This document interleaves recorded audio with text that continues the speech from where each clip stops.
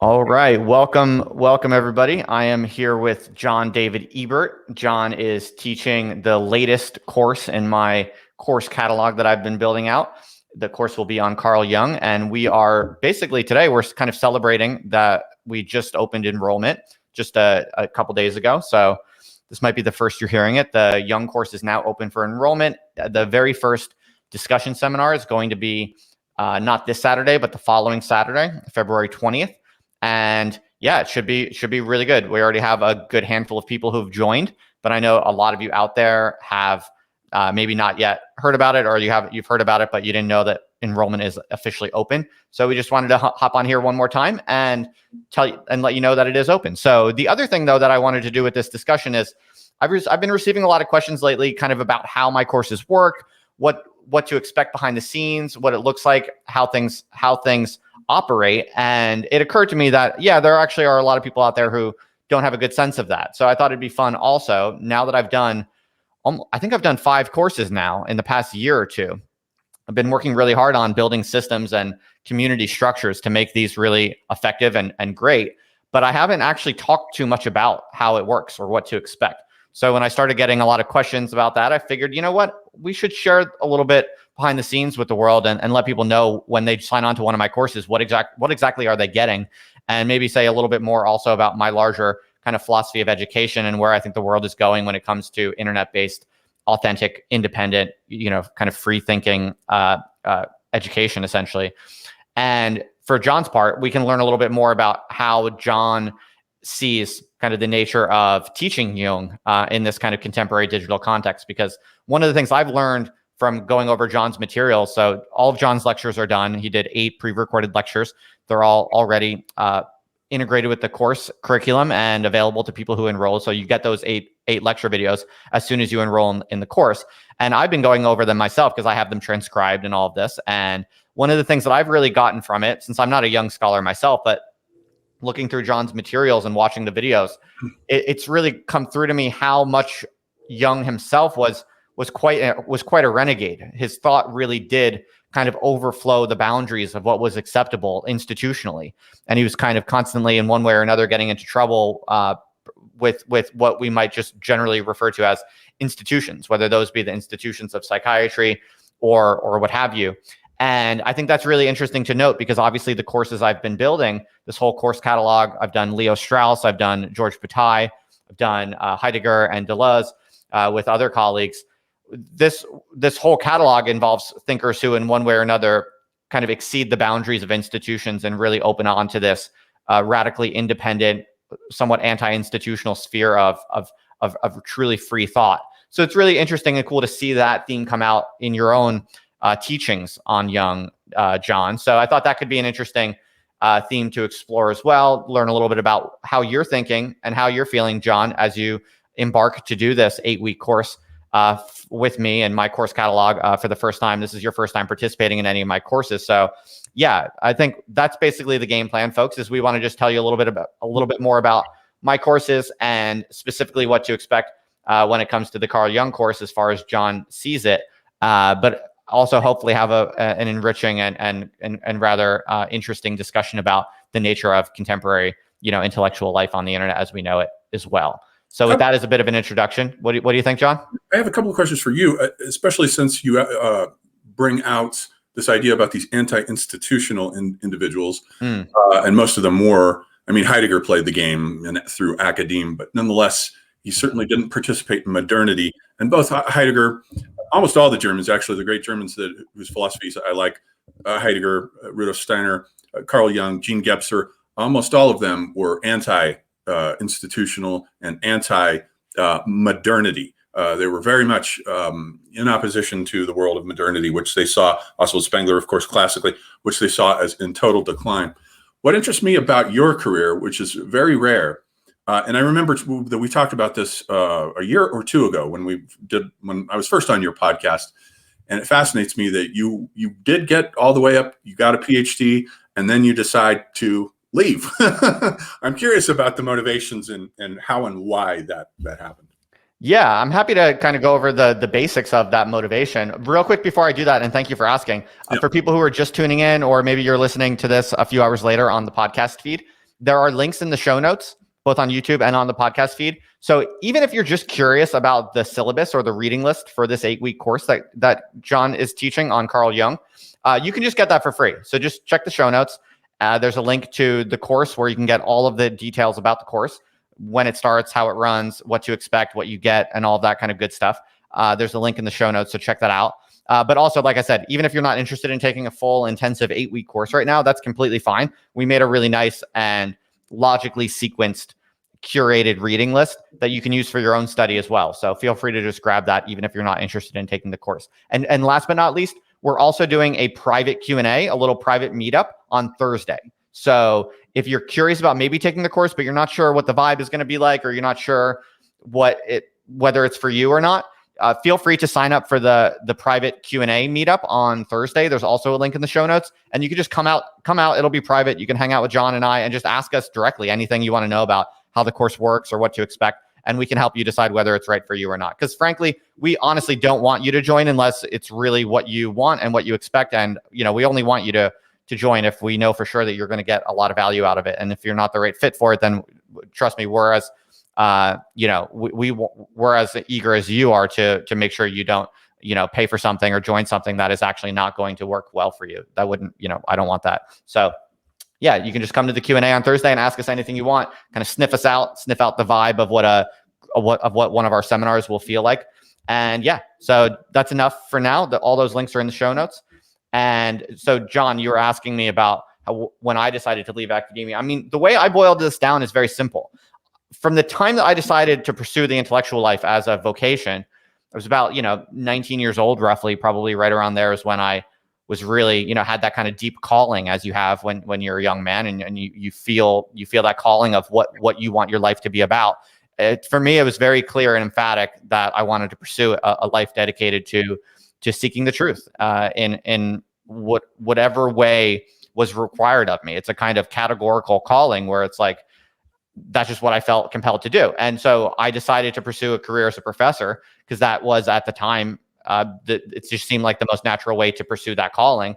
And I think for a lot of history, it probably was, being a professor was kind of the most attractive perch in life that you could have to be relatively insulated from the market and have this time and space with income and a bit of social status and influence as well, to just focus on doing pure research and communicating the findings of your truth-seeking work. So that's why I got into academia as a means to that end, as a means to that vocation or that calling that I felt very strongly when I came of age. And really, to make a long story short, the reason I quit academia was just because it became increasingly clear, and then at a certain point, just undeniable that was no longer a means to the end that I was seeking, basically. And I kind of realized at a certain point, there is no degree of success in academia. There is no degree of me paying my dues where finally true intellectual freedom is going to arise, and I'm going to finally be able to say and think whatever I want. There was just no amount of paying my dues. There was no amount of success So you felt that was ever going to bring that. And so once I realized that it would never come, the choice was clear, and I just had to go. I had to explore the outside. And so you felt stifled. You felt like the atmosphere did not. And the reason this interested me is because in my own career, I made the decision very early on in academia not to even go for a master's, let alone a PhD. So I was disillusioned right after I got out of my undergrad studies as an English major at Arizona State. And I was discovering Carl Jung and Joseph Campbell and Oswald Spengler, all these guys. And suddenly the whole world opened up to me. And I realized this is the big picture and this is what I want. And I have a feeling that going through to get an MA is going to be a constriction, a process of constriction, whereas my horizons were widening and widening and widening. So I just knew that I was going to be in for a big struggle if I decided to go and do it. So this is what interests me about why you left. You just felt creatively, intellectually stifled by the climate. Was it a political thing or? I'm just Well, curious. you know what's funny is I think from the beginning, I always had the same intuition that you just described. I always knew getting into academia, I always knew that it would be constraining and stifling to some degree, but I calculated it to be worth the cost. I considered, okay, I'm going to constrain myself and I'll play by the rules and I'll pay my dues, but I'm going to climb the ladder and then I'm going to get that coveted tenured job. And then I'm going to have intellectual freedom and a salary and all the good things that you want out of academia.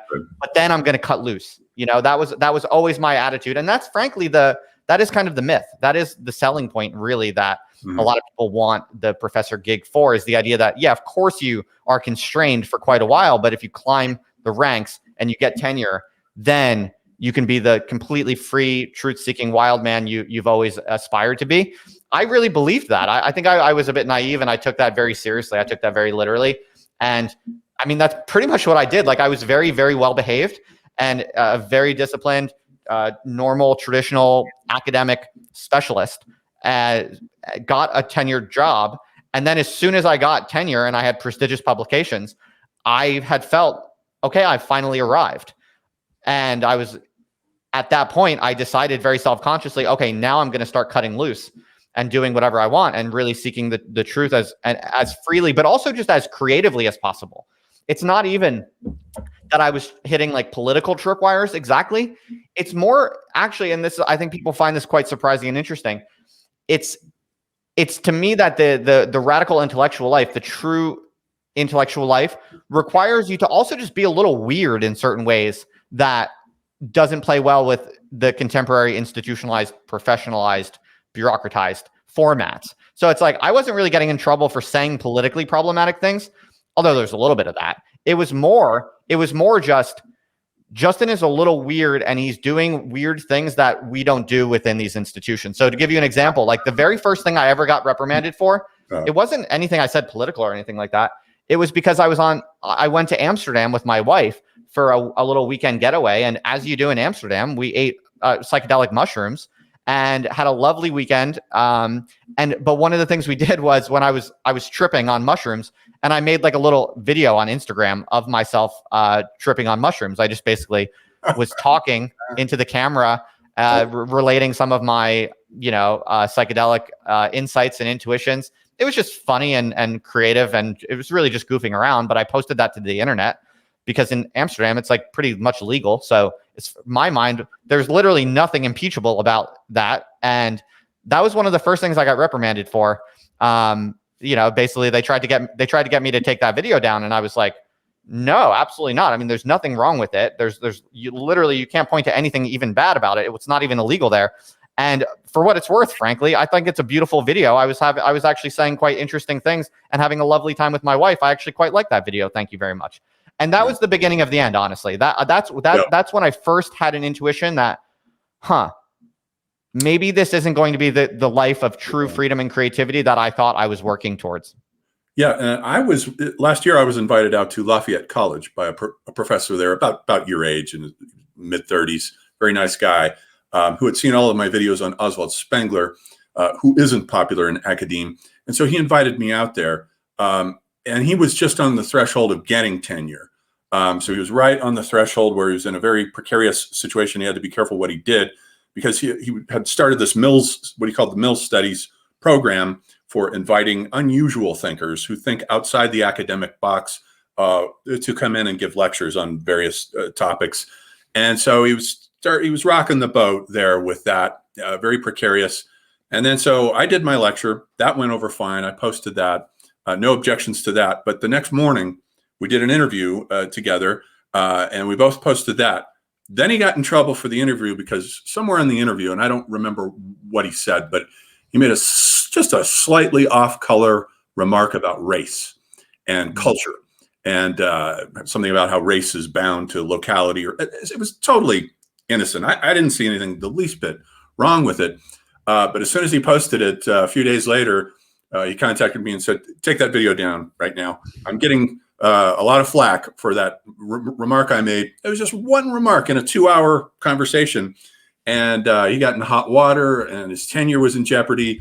And I took my video down, he took his down, and that was that. So I don't know exactly what the outcome of it was, but it was a classic example of the same thing you're talking about, about the restrictions on your creative freedom. It's really, there are these tripwires, it seems, and if you set them off, wow, it's the whole trajectory of your career is in jeopardy now.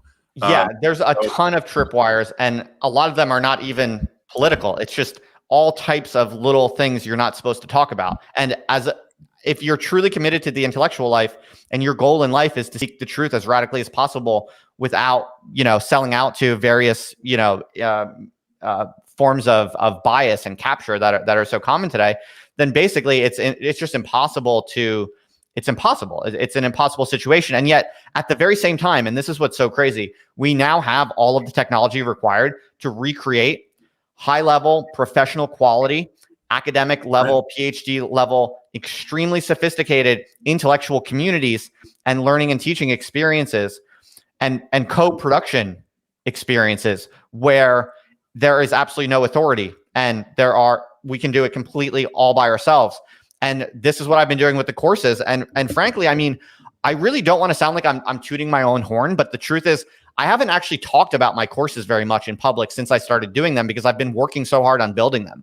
I quit academia about 2 years ago, and I've been working pretty much full time building the courses, but also the intellectual, the kind of infrastructure and the community for the intellectual networking and dialogue that takes place outside of the courses or between the courses, which is the Indie Thinkers community and network forum, basically. And COVID has kind of helped us along to that direction anyway. It seems to be the wave of the future because everything now is going through Zoom and online this, online that. So it does seem like you came into it at exactly the right time, a very auspicious,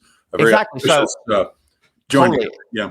You're absolutely right. That definitely dovetailed well with what I was already doing. But now what I want to tell people a little bit more about is like what it looks like and feels like and sounds like behind the scenes of one of these courses. Like when you join one, what it's like basically. And because I haven't talked about this very much, I'm only now just kind of coming up for air. I've done 5 courses now. I think, as I said, I did Leo Strauss with Michael Millerman. That's ongoing right now. I did Deleuze and Heidegger with my colleague Johannes Niederhauser. I did Bataille with Nina Power. And over the course of these courses, we've had more than 100 students come in. Actually, I think more than 200, somewhere between 200 and 300 students, I think, in the ballpark, come through these courses. And every course had good reviews.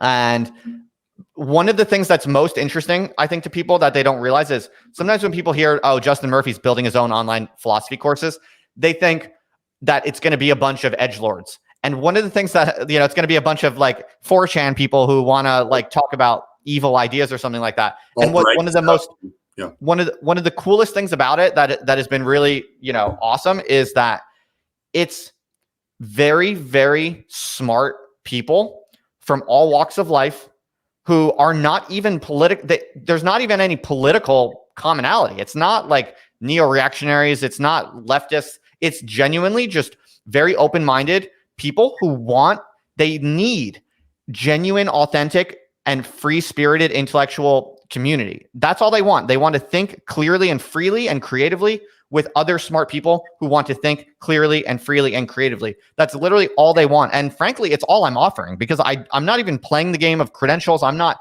actually giving people anything other than a well-curated, challenging reading list, plus an expert instructor, plus structures for meeting other intelligent, independently minded people, and then a schedule of intensive group discussions where they're going to be able to pursue their own lines of interest and their own research agendas, their own curiosities, and what they're bringing to the table. They're going to be able to do that in a structured and intensive way over the course of 8 weeks. Like all I'm really providing is the structures and that system and a place for those people to build their relationships with others over time. And yeah, I'm incredibly proud of I'm incredibly proud of the people who come through. It's like really, really high quality people. And every time we do a course, it's a little bit more valuable than the last time because in the community, we have all of the people who previously took the course. So to this day, we have people like from one of my first courses, they are still doing their own autonomous reading group on a regular basis. Those are relationships that people are taking with them for the long term. So yeah, it's just, I'm so excited to start sharing with people what it's really like and what's really emerging from all of this. Because like I said, over the past 2 years, I've just been working nonstop, and I've hardly got to tell people how cool it is. So yeah, if people have questions about how it works, I'd love to answer them. Or John, what do you think? Do you see this then? Are you forming your own school? Is that what this is? Or I have a theory that I think a lot of people are thinking in the wrong framework. Like a lot of people are thinking, how can you replace academia, or how can you build the new institution that's going to replace academia? And honestly, I don't really think of myself as building a school, although I guess that is what I'm doing in some sense. Mm-hmm. And the reason I don't think about building a school, or I don't think about it in those terms, is that it's mostly mature, smart, interesting people who have their own project of one kind or another. And so I almost think the teacher-student framing is not the right one.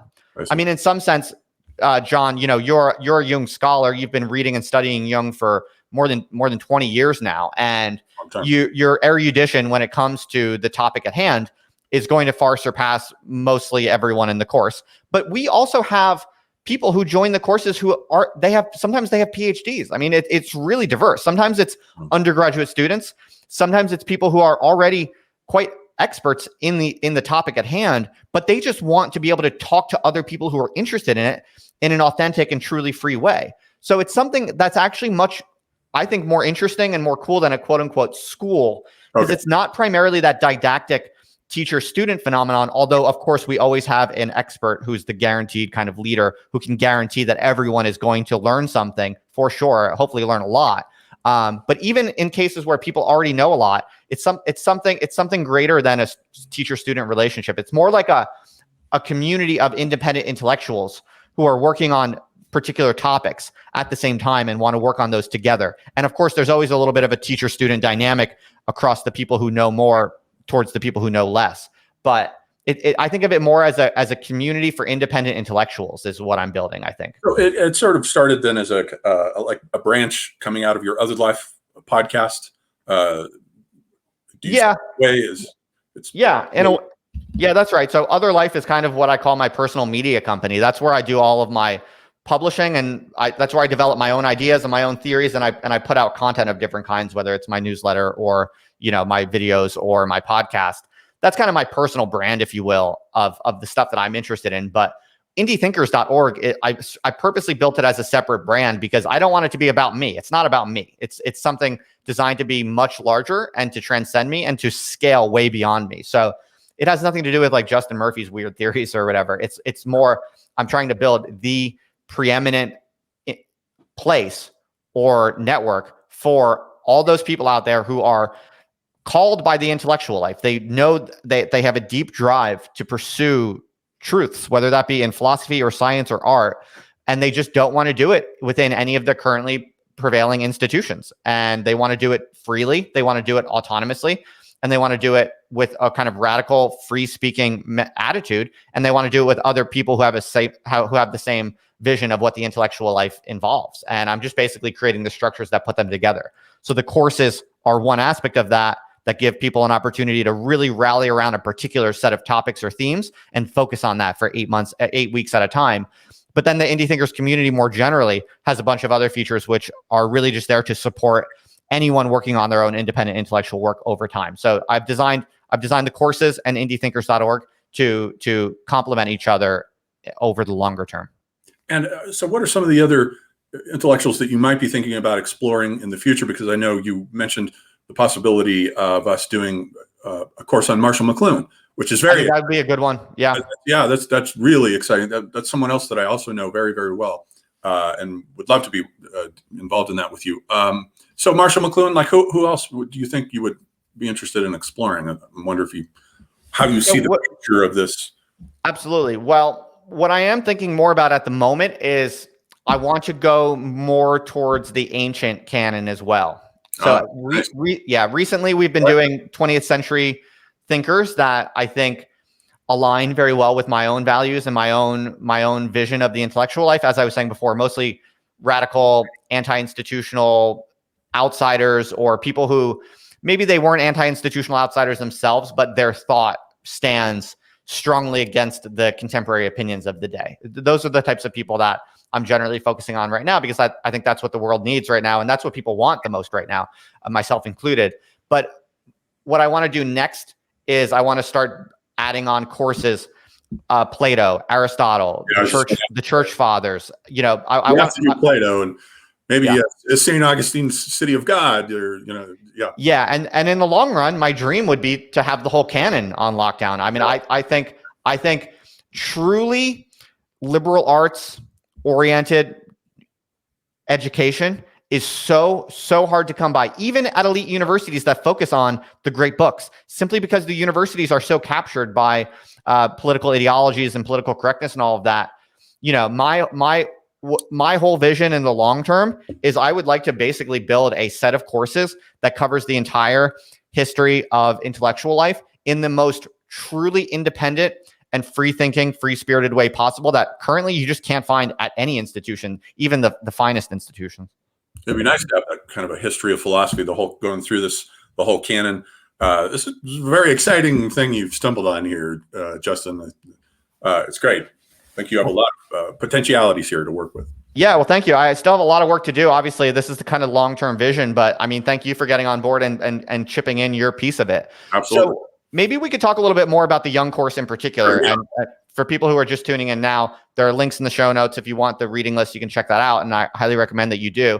And also, folks, if people have questions, they can ask in the chat. And if they're a good question, I might be able to address it. So for instance, John Schultz Barnes asked, are you going to talk about psychological types? And the answer is absolutely. That's one of the whole weeks that we do. I think it's the third or fourth week. John has designated an entire week to reading and discussing that in the weekly seminar for that week. So the short answer to that is yes. And if people have other questions, if they're simple, we'll be happy to address them now. But yeah, John, maybe you could say a brief word about how you're thinking about, what in your mind is the ideal format or ideal vibe or atmosphere that you would like to create as a teacher who's coming onto my course catalog to do an 8-week discussion series.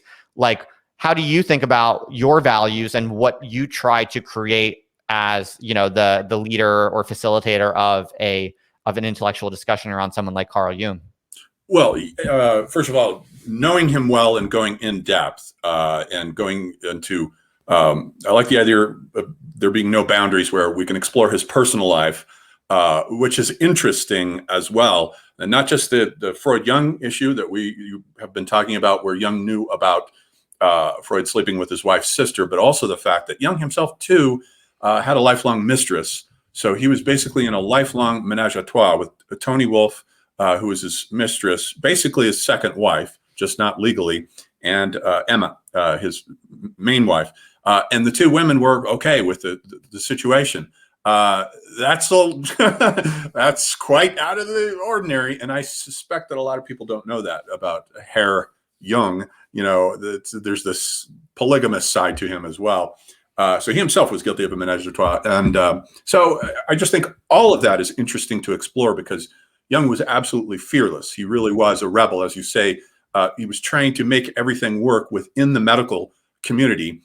He came out of medicine, then into psychiatry, then evolved one of the broadest, most interesting theories of psychology, because he had, and I think the main reason is because he had such a strong background in philosophy, especially German philosophy, which he had studied very thoroughly and knew very well, whereas Freud did not.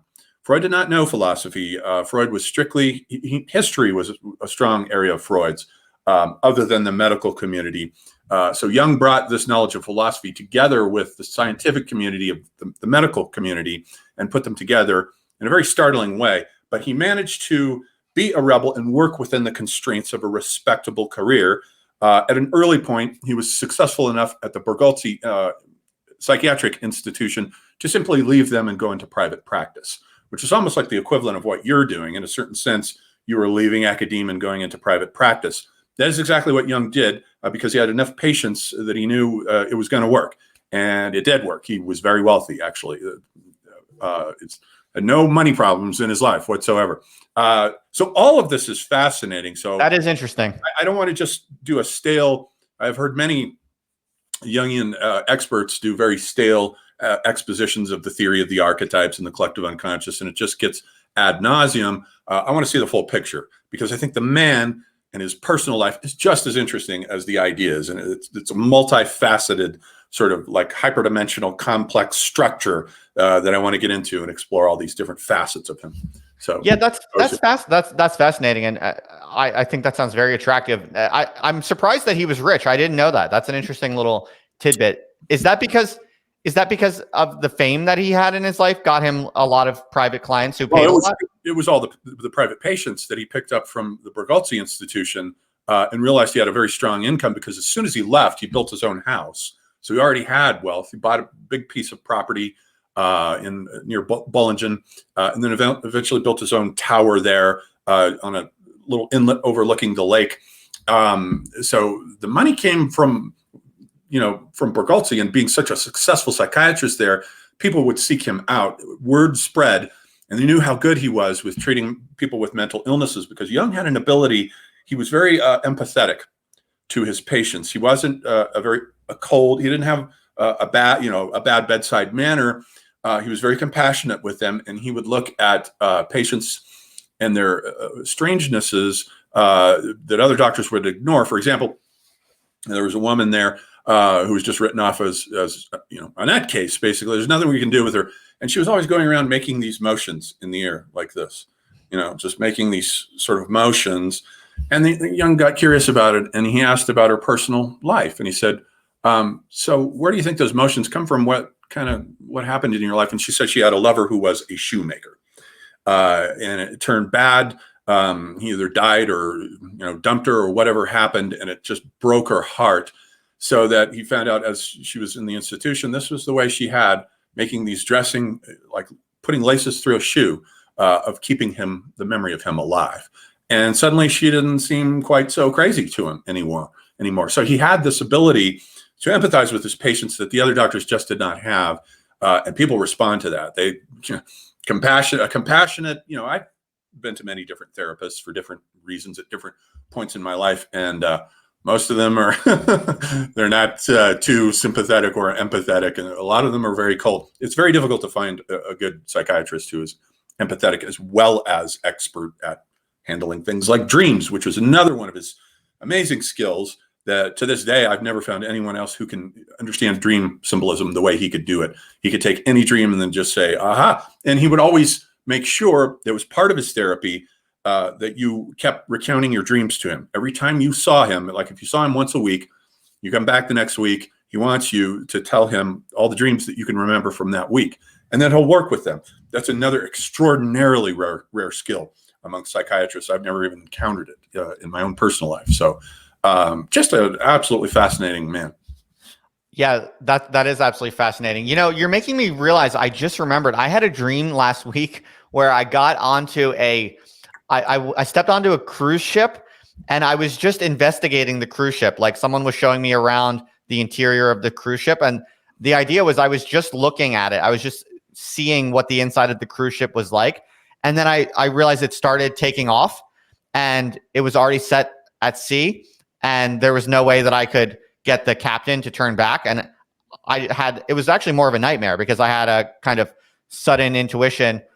I'm stuck on this cruise ship, and I'm going away from the land, and I'm never going back, and it's out of my control. And I woke up with a yell. Yeah, it sounds like your career is in motion.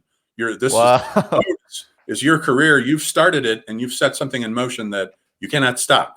So when you make certain threshold changes in life, you cross a certain threshold, sometimes there's an irreversibility about that decision, and you have to follow through with the consequences of it. So hence the fear. It's a bit anxious. You're a bit anxious about what's going on, but nonetheless, the ship has set sail. So you're off and going. I think that's an interesting interpretation. I didn't even think of that, but when you say it, it does make some sense, doesn't it? So, I think one of the things that Jung is known for, or maybe not, but the way that I read Jung, and mostly this is through Deleuze, is that Jung is really interested in helping people, or his model of psychotherapy is really a matter of connecting people with the creative aspect of weaving their own narrative in a way. I don't know how you would put it, but that's something that I feel like I see. And I'm no Jung scholar, but again, this is mostly through Deleuze. There is this kind of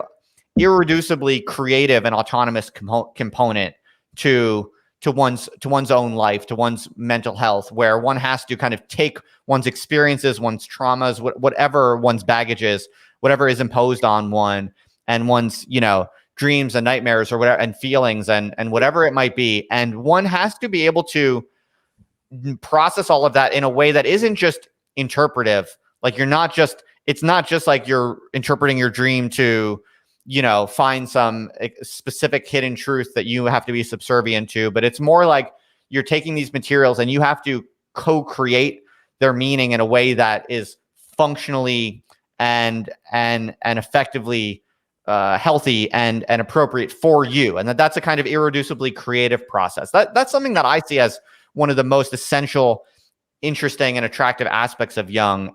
Is that fair to say, or what would you say about that? No, you're right, because Jung has this idea that our dreams actually, if you keep like a dream journal, I've done this off and on through my life, you keep a dream journal and just start it. And number one, you'll notice one thing immediately, like within a few days, which is that a lot of people can't remember their dreams, or just in a vague way. But the actual act of writing them down not only sharpens the memory of the dream you're writing down, but it will aid your recall for your dreams as you go along. They'll become more and more vivid because you're paying attention to them, and your unconscious then is actually, the unconscious is like an animal. It's got its own autonomy, it's got its own instincts, and it responds to attention, just as pets do, for instance. And then things start getting more and more vivid.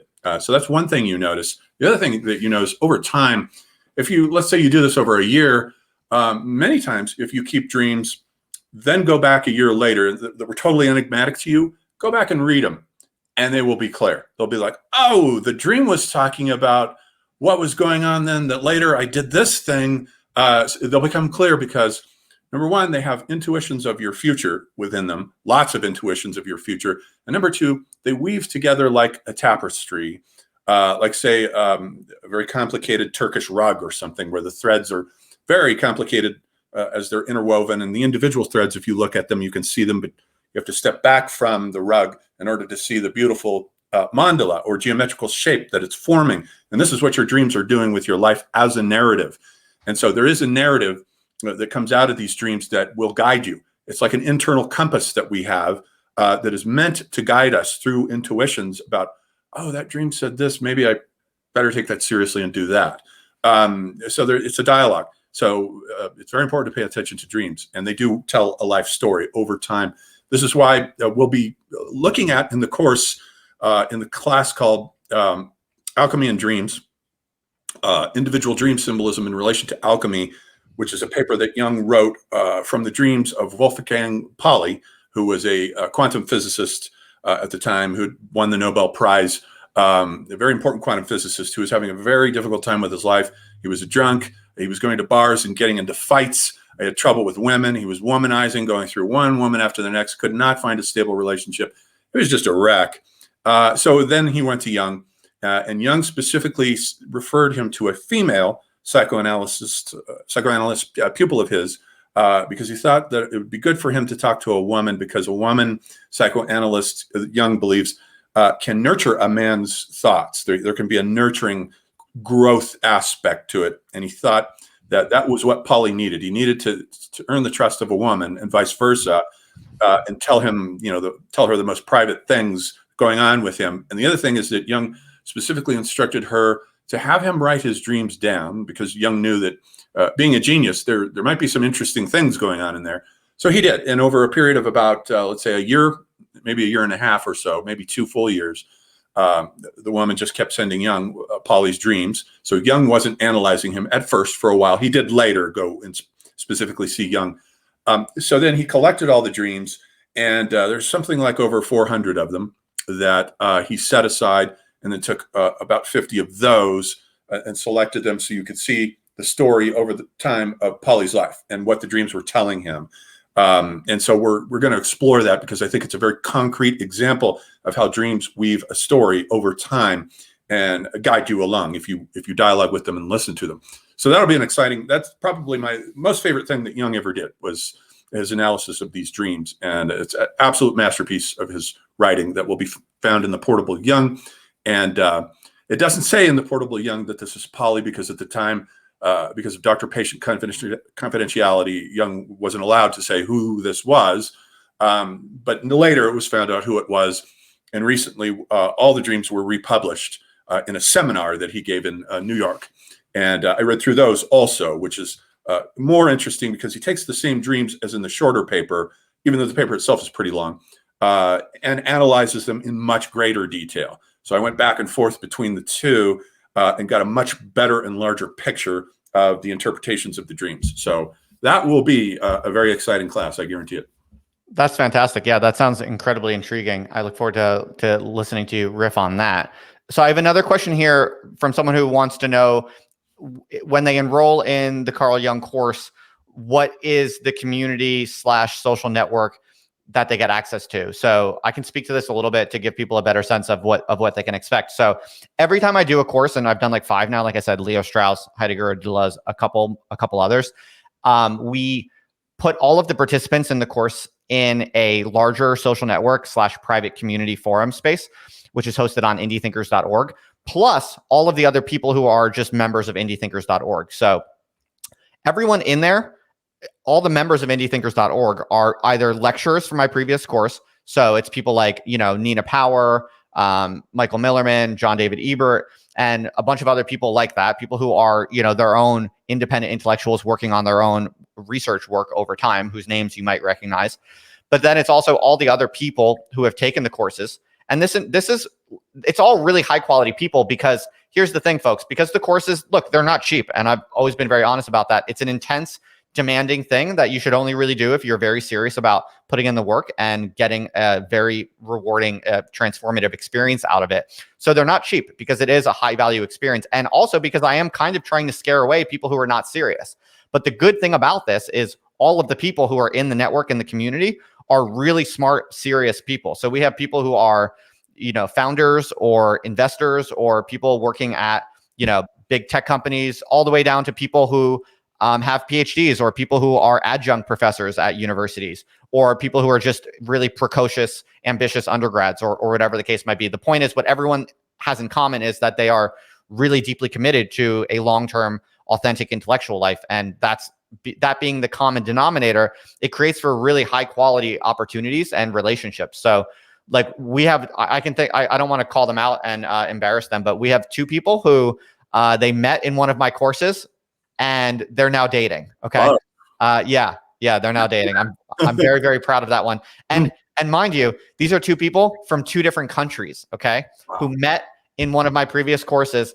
They hit it off, started messaging. I guess their friendship or relationship got deeper, and they're now dating, and they actually fly to see each other. I don't know. The last I heard, they flew to see each other. Where it's gone, I don't know. But that's the kind of stuff that is emerging from these courses. So I'm just incredibly excited and proud to share these types of things. The other thing I want to tell people is, because everyone in the Indie Thinkers Network is working on their own personal long-term intellectual work, the collaborations are really kicking off. So people are doing each other's podcasts. People are finding their initial readers or subscribers for their blog or their newsletter. And people are actually engaging each other. Like, I would not be the reason I haven't been talking about the courses or Indie Thinkers very much over the past few years is because I've been building them. And I don't like to hype things unless the results are really there, unless I can point to them. That's why you haven't heard too much about this stuff on my public content channels. But only in the past few months, really, the past 4 or 5 months, I can say as a fact, it's happening. Like, people are doing each other's podcasts. People are engaging with each other's blogs. And I'm just incredibly proud of that. And I'm super excited to share with people that I can honestly represent these products and this community, because it's really working. It's really doing what it set out to do.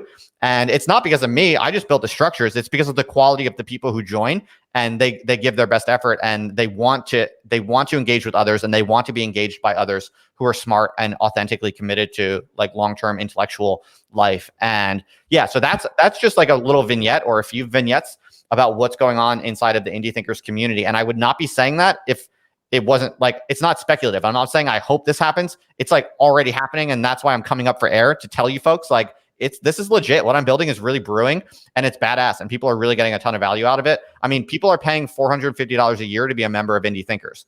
So it's legit. People who sign up to the courses, though, they get access to the network for free. So that's how I'm kind of arranging that. So I was going to say this too, throw this out there. If you're on the fence, if you're interested, maybe vaguely, or you're not sure and you're on the fence, pay attention to your dreams. Write your dreams down and see if you get any clues there about whether you should take the course or not. Because we'll be taking dreams seriously all through the course, and I will be asking people to write their dreams down, and we'll talk about them, and we'll see if we can chew on them. So that maybe we'll get a little psychotherapy out of this. So you're going to get your money's worth. I guarantee it. That's fascinating. Yep.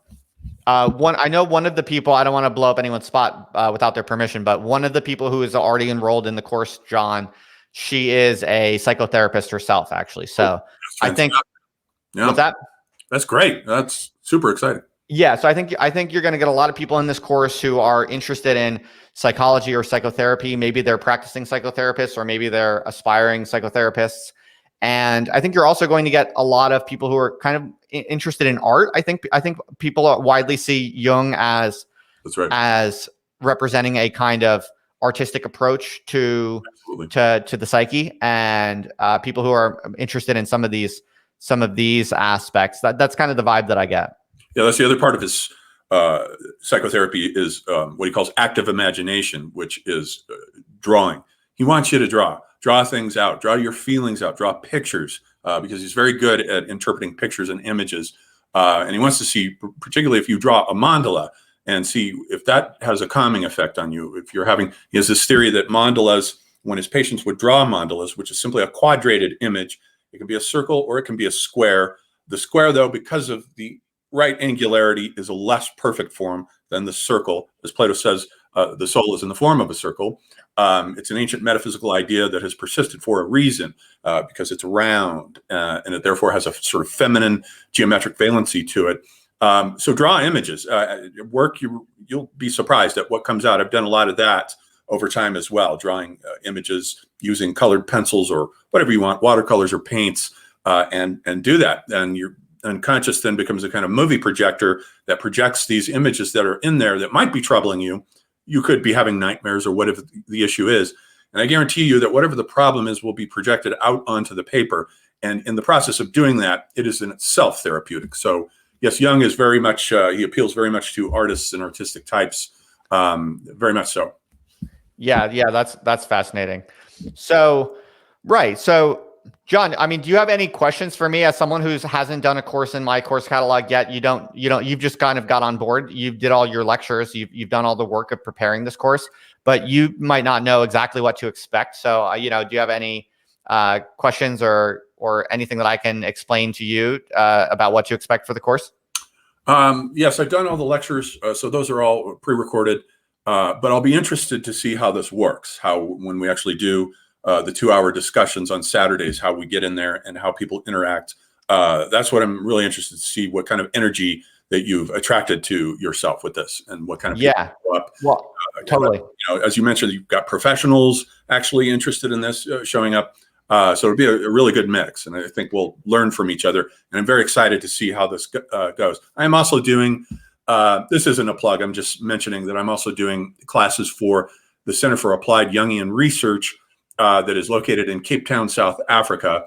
And they are doing a series of courses that I'm participating in also in the springtime, closer to summer, actually, April, May, June, right in there. Pretty much after we finish this, we'll be doing a course on film, and I'll be giving a presentation there on the semiotics of apocalypse now. And then I myself will be creating an entire course around my book, Art After Metaphysics.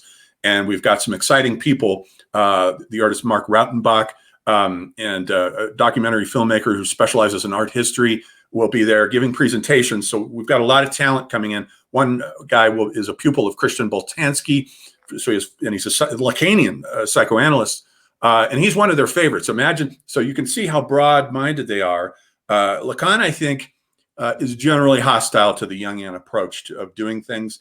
So it says a lot for the Institute that they've got a Lacanian psychoanalyst who is a pupil of Christian Boltanski, who always appears in their courses, and he's really fun. You'll love him. That's another thing for if you're interested in that. But so there'll be lots of Jung stuff going on in my life through most of the year, actually. So awesome. This is very exciting. Everything. Yeah, no, I'm super excited. I think it's going to be a stellar course. I mean, so far all the courses I've done have been really good, and it's really cool because each time the student experience is a little bit better because, like I said, there's more people in the network and there's more activity in the forum and stuff like that. So, and I get a little bit better at running things each time. I learn what works best and what doesn't. So we got a question here from D. Lars. John, are you going to cover the Red Book in the course? Not that much, a bit. There'll be some references to it. But it's not going to be a core chapter, but we can discuss it, its significance and why Jung did it. It will be embedded in the discussion of what's called in his autobiography, Memories, Dreams, Reflections, the confrontation with the unconscious, which he went through after the trauma of his breaking from Freud, losing all of his friends because they all sided with Freud, and going off into the, let's say, mythologically, this is the period in Jung's life from about 1913 to 1918, 19 or so, right in there, when he descends into the forest on his own. He stops being creative during this period. It's called the fallow period of Jung, where he stops writing text for the most part, and he creates the Red Book instead as a kind of dream journal combined with his paintings. And so he's putting out paintings at the same time that he's writing down his dreams and really wrestling with trying to understand what the dreams are saying to him, because a lot of them are very unsettling, very nightmarish, and caused him a lot of panic attacks and anxiety. And even as he gets to the end, he says, and this is really fascinating, this somehow caused a haunting in his house. He started getting poltergeist phenomena. His daughters were complaining of bad dreams, that things had been moved around in their bed during the night. One of the daughters saw a ghost walk through the kitchen, and Jung himself watched while the doorbell ringed, and he was sitting in a chair, and he looked behind, and he could see the doorbell being pushed, something pushing it. And he just felt all these spirits and poltergeists in his house while working on the Red Book. So it's tied intimately with this period of his life where he says he finally made the haunting go away when he wrote the text that's in that book called The 7 Sermons to the Dead, because he thought the dead were pressing on him to do this. And so what I love about that autobiography, by the way, is that's Jung Unchained. That's where he reveals all of his experiences with the paranormal that he keeps out of his professional papers because he really wants to earn the respect of the scientific community as a respectable scientist. So he doesn't ever talk about this stuff in his professional publications, but in personal conversations with patients and people who interviewed him, he just lets loose. And he tells one fantastic story after the next. There is, if I may be allowed for one more second, sure. There is a story also in that book that is absolutely fascinating when he goes on a tour to Ravenna. So he goes to Ravenna to look at all the mosaics that they have there of Christian iconotypes and images. And then he goes into one of these churches, and he's looking at all this water imagery of a woman, I forget what the saint was, who was connected with drowning and water. And he went out, and a woman was with him as a guide going through this. And he went out, they left. And then he said, you know what, I should investigate to see if they have any images in the lobby of what I saw on those walls. And they go back there, and the church isn't there. It's just not there.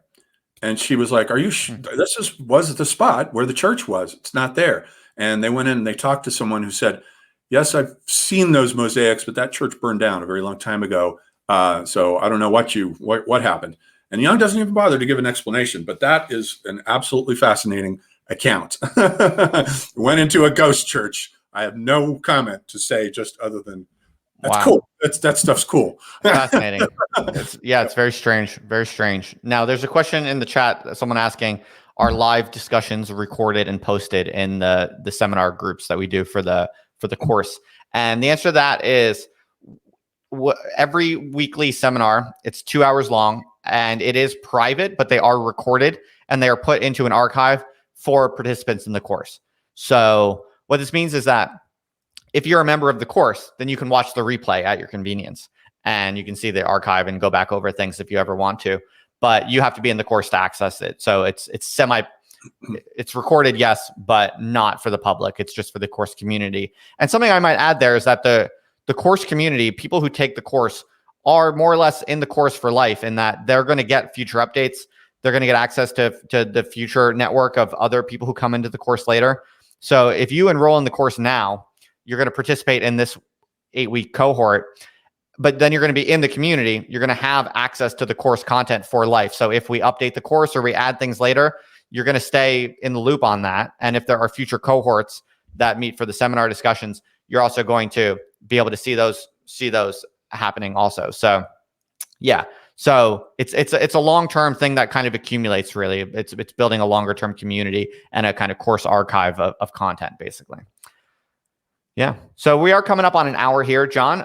If you wanted to get any other ideas or topics on the agenda, you're more than welcome to. But I mean, this was, I think, covered most of the bases that I wanted to. I just wanted basically people to know the course is now open for enrollment. If they have any questions, they can hit me up anytime. I'm happy to take emails. I reply to everything. So you can get the reading list if you just want to see what the syllabus is. You can download that at the website, which is listed on screen or in the show notes below. And yeah, you're happy. You're more than welcome to enroll now. We have a kind of onboarding process. So when you enroll, you'll get a personal communication from me, and then an email that kind of walks you through things. You'll get immediate access to the course content, and then you also get access to the network that we have with people like John and Nina Power and Michael Millerman and me and a bunch of other bloggers, podcasters, YouTubers, and some academics and people like that. So yeah, if anyone has any questions, they can let me know. But otherwise, we hope to see some of you enroll. And if you have any questions and you're still on the fence, just come to our Q&A on Thursday. There's also a link to that in the show notes. It's free. You can just come meet us and kind of, that'll give you a sense of the vibe of what to expect in the private discussion seminars that we do each week for the course. John? All I have to say to sum up is, if you do sign up and enroll, get ready for a very profound, very intense, very in-depth series of discussions, because I have a feeling we'll be discussing things through this process, the paranormal and dreams and synchronicities and all these kinds of things that very often in the Jungian world is not discussed or is kept hidden or is in the closet, and they just stick with the archetype theory and mythology. This will be very in-depth, and we'll be sharing and trading personal experiences and dreams and accounts of the paranormal and so forth. And it'll be very deep, intense, and thorough. We'll have a lot of fun, I guarantee it. And I basically give the lecturers complete discretion to do what they want. So, I provide a system, a format, and some infrastructure.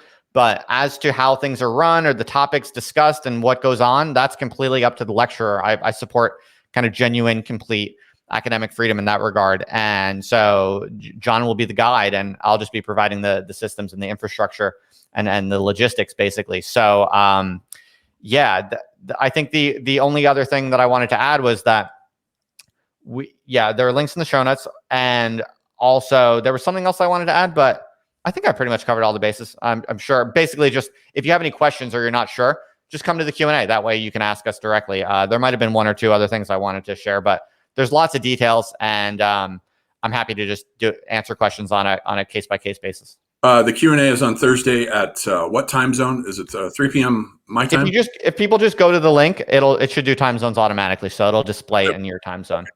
Right. So yeah, basically, if anyone has any questions, let me know. But we hope to see some of you there. And that's what I wanted to say before we wrap it up. The final thing is just that it's a lot of reading. It's intense. This is not a walk in the park. Like this is not some kind of flimsy, easygoing type of thing where you just show up to an informal Zoom call once a week. No, it's the readings are difficult and intense, and it's going to be an 8-week challenge. It's a challenging, intensive 8-week process. You're going to be challenged in the readings. You're going to be challenged in the discussions, and you're going to come out the other side, hopefully, a significantly transformed person. I don't want to overstate it, but any intensive educational experience should be, on some basic sense, truly transformative. So it's going to be hard, and it's going to be demanding, and it's going to really test you and challenge you in your discipline and your reading effort and your kind of critical thinking and speaking abilities. But it's also going to be friendly and intimate and all, supportive too. So that's the vibe that we try to create. So just for people who are curious, if you're not sure, or if you're looking for something kind of easy or lightweight, this is probably not a good option for you. This is for people who really have been meaning to study Jung, or for whatever reason, really want to get a significantly enhanced grasp on Carl Jung, and really, significantly extend their knowledge and comprehension of his work and its meaning and its significance, and significantly integrate it into their own life, or their own, artistic practice, or philosophical practice, or psychological work, or psychotherapy work, whatever the case might be. So yeah, that's just something I wanted to say at the very end. Is it's not a cakewalk. And if you want something kind of lighthearted and just easy, then this won't be worth the money for you. But if you want something that's going to really force you to finally tackle Jung in a serious and professional way, and significantly kind of integrate his ideas into your own mental models, then this is worth the money, I believe. And I wouldn't be offering if it wasn't. So that's what it's all about. It's going to be intense, and I'm super excited. I cannot wait. Just hearing you talk about it is getting me excited. Absolutely. Awesome. Well, thanks for jumping on here, John. I'm happy to share with the world that it's now open. It's now open for enrollment. So yeah, we look forward to meeting hopefully a good handful of you who are interested in going deeper on this. So yeah, just go to the links in the show notes, or send me an email, or hit me up on Twitter, or whatever is easiest for you. And I'm happy to answer any questions about how things work. John, thanks again for doing this with me, and I'm looking forward to it. I do too. We'll see you there. All right, take it easy, John, and take it easy, everyone out there. You can, if you want to, subscribe to the YouTube channel and click the little bell so you get notifications next time I go live. All right, thanks, everybody. See you later.